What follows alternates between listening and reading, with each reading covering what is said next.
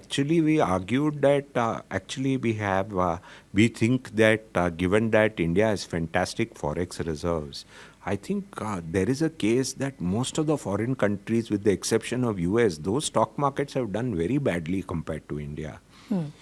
If you had a way of investing in them ex-US, I would say that there are pockets there which have done extremely badly compared to India. So that is another opportunity which exists. It may not be open right now to mutual funds because the $7 billion limit is fully used. But that is an area which has done pretty badly because at the end of the day, most of the global markets are trading at very cheap valuations and have underperformed India in the last 10 years by a very large magnitude, if you ask me. So that is clearly another area, I would say. What is your best case? I mean, the industry I know has been pushing SEBI to sort of open up the window and allow overseas investing possible.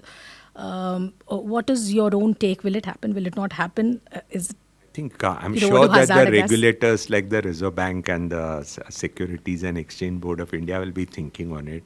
They will have they will be thinking of the pros and cons of such a measure. It's up to them what they want to do, but I don't have a best case. But on that. If the option opens up, you think for Indian equity investors, it's a good way to invest abroad? Yeah, clearly. It's a good idea to invest in China, for example. Yeah, there are many markets in the world today which are very cheap at this point of time, with the exception of USA. Right. Most of the markets are cheap. And I think there is a clear case for most global investors to diversify out of US dollar.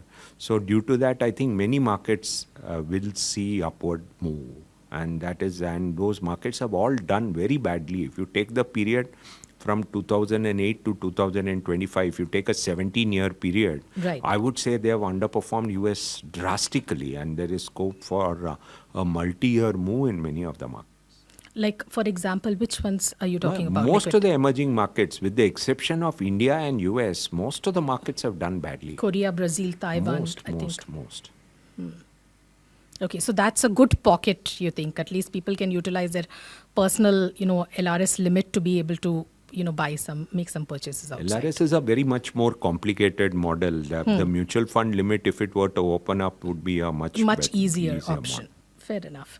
And gold, you said after the big up move, you're not really bullish. I believe it makes sense still as asset allocation because when people move money out of US dollar, are they going to consider gold and silver? They're certainly going to consider gold and silver. Every central bank is thinking of gold and silver. So I believe as part of asset allocation, it makes sense.